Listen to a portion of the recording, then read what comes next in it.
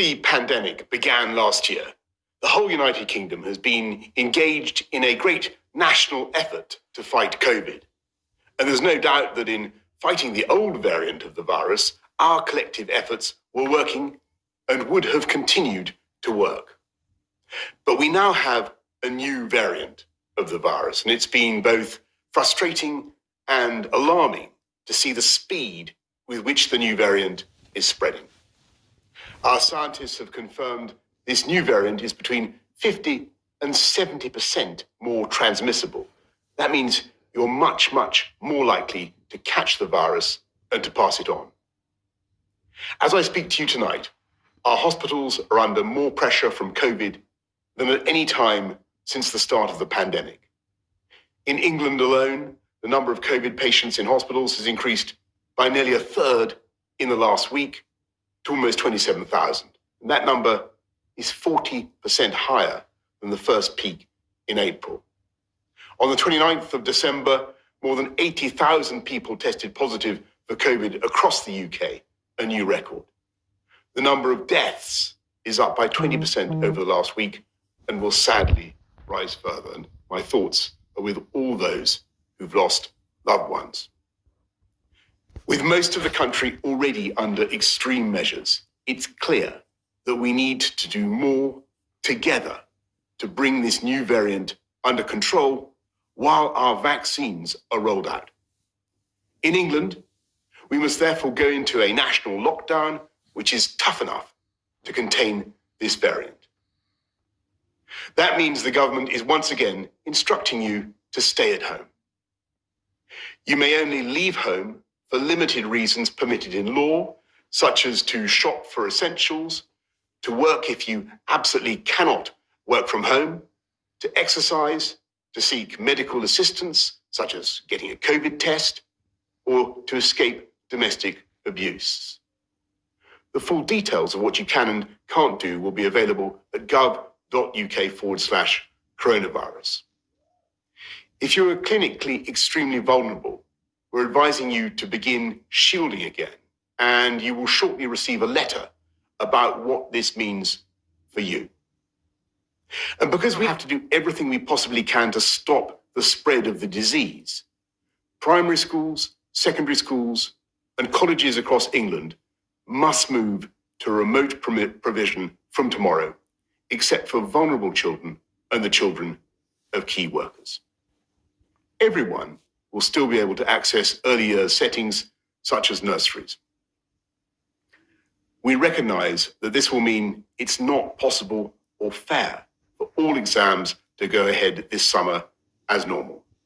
The Education Secretary will work with Ofqual to put in place alternative arrangements. We will provide extra support to ensure that pupils entitled to free school meals will continue to receive them while schools are closed, and we will distribute more devices to support remote education.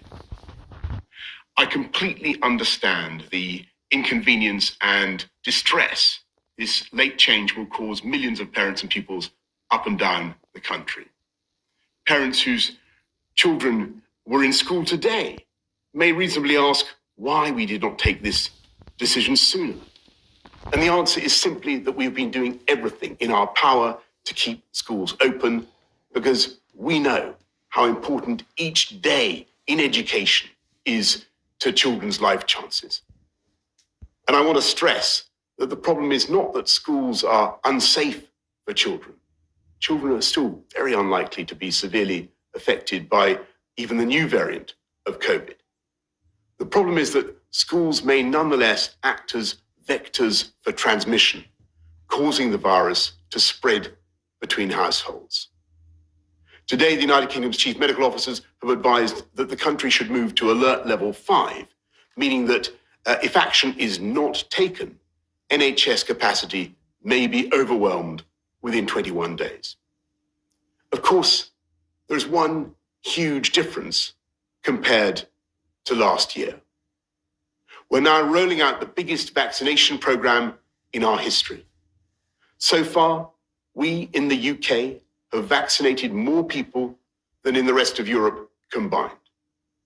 With the arrival today of the UK's own Oxford AstraZeneca vaccine, the pace of vaccination is accelerating. I can share with you tonight the NHS's realistic expectations for the vaccination programme in the coming weeks. By the middle of February, if things go well and with a fair wind in our sails, we expect to have offered the first vaccine dose to everyone in the 4 top priority groups identified by the Joint Committee on Vaccination and Immunisation. That means vaccinating all residents in a care home for older adults and their carers, everyone over the age of 70, all frontline health and social care workers, and everyone who is clinically extremely vulnerable. If we succeed in vaccinating all those groups, we will have removed huge numbers of people from the path of the virus. And of course, that will eventually enable us to lift many of the restrictions we have endured for so long.